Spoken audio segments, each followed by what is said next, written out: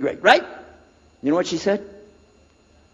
I don't believe you because you're either lying right now or you were lying 5 minutes ago when you said you didn't want to be a Muslim. And either way, I don't want to be married to a liar. So get out.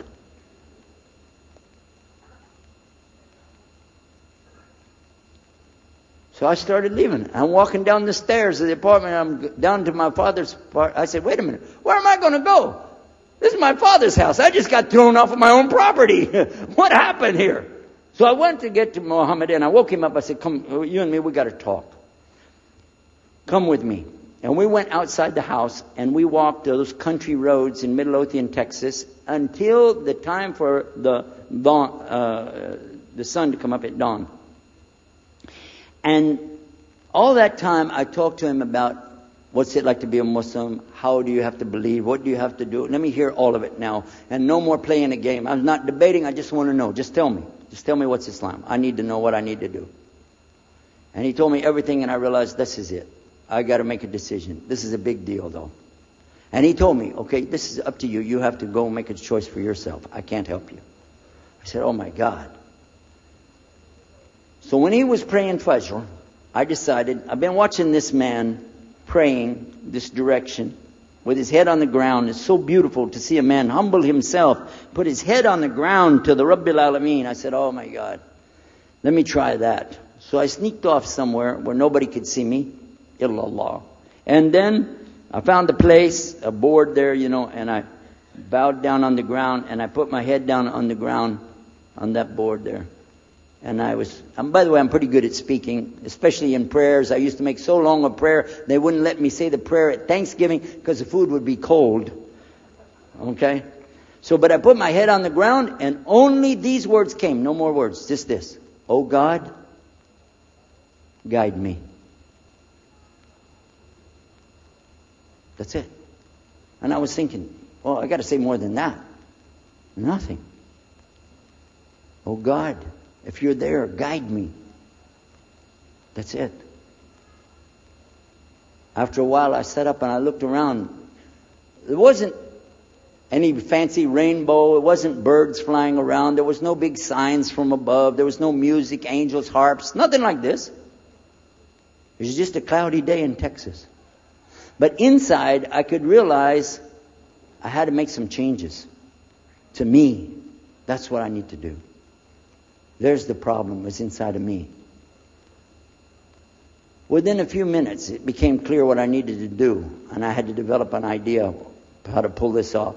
I talked to my wife, I talked to my father, I made a bath, and at 10 o'clock that morning, in Midlothian, Texas, I went in front of this man named Muhammad, and this new man named Yahya, who used to be the priest. And I said, Ashhadu an la ilaha illallah. Wa ashhadu Muhammad Rasulullah. Immediately after that, my wife did her shahada. Ashhadu la ilaha illallah.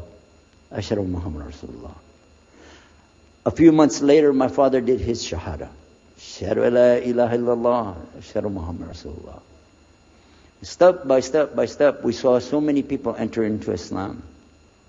We wanted to tell the whole world what is Islam. We wanted everybody to know the real Islam. I said, how could this escape our knowledge? How could we not know about this great and wonderful thing called Islam? And it looks like all we got to do is just tell the people. I went to the imam of the masjid there and I told him, let's tell the people. Then I found out something else about us as Muslims. And that's why we've got this convention here right now. This is why we have the exhibition. So you're going to use this week to learn how you can become, inshallah, the best Muslim you can be, and how you can show the real Islam to the people that are not Muslim. This is your duty. This is your duty. This is your language. This is your people. Just as it's my duty to give the message to my people and my language. And so the same way, it's your duty to give the message to your people. Allah will not ask you if they made shahada, but He will ask you if you delivered the message. Alhamdulillah, today, I can tell you with no doubt in my mind, we have seen thousands of people give Shahada. Several hundred at a time. And I don't do it through debates. But I don't need to debate any Christian. I was a Christian. I am a Muslim. If you want, I can give you both sides. Easy.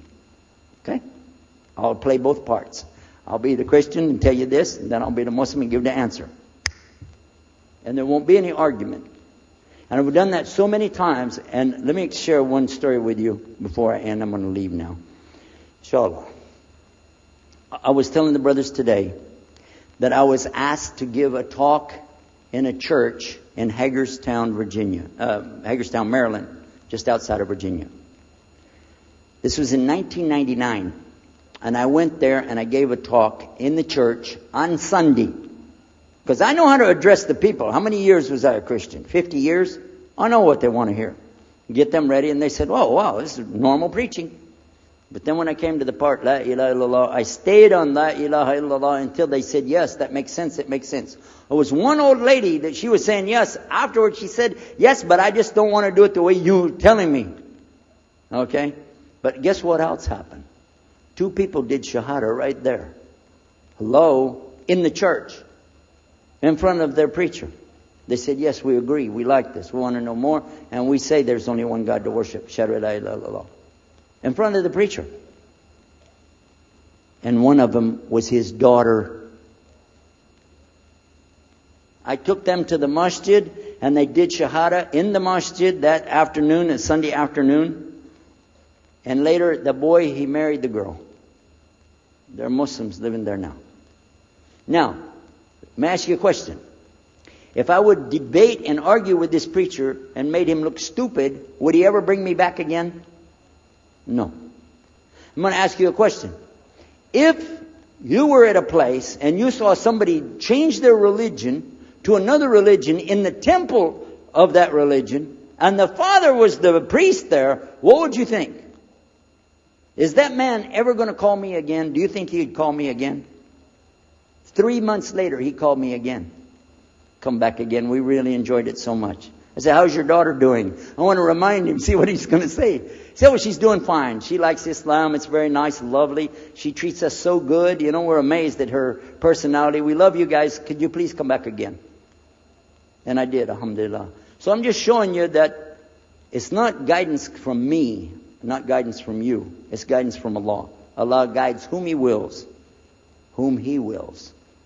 So we ask Allah to guide me, all of us, and all the people. And whoever He guides, they'll be fine. But whoever Allah doesn't guide, they got a problem. Serious problem. Our job here with this exhibition of peace, vision of Islam, is to do one thing. Communicate the true message. If the people don't want it, that's your choice. That's their choice. You don't have to take it. But it's our responsibility in putting this on. All the scholars that are here, it's their responsibility to tell us what's the truth in Islam and let us see for ourselves. And that's what we're going to try to do through this week. So I need you guys to listen to me.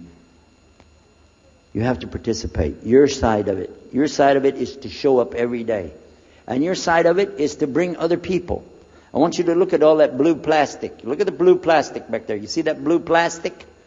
The next time we come up here, I don't want to see blue plastic.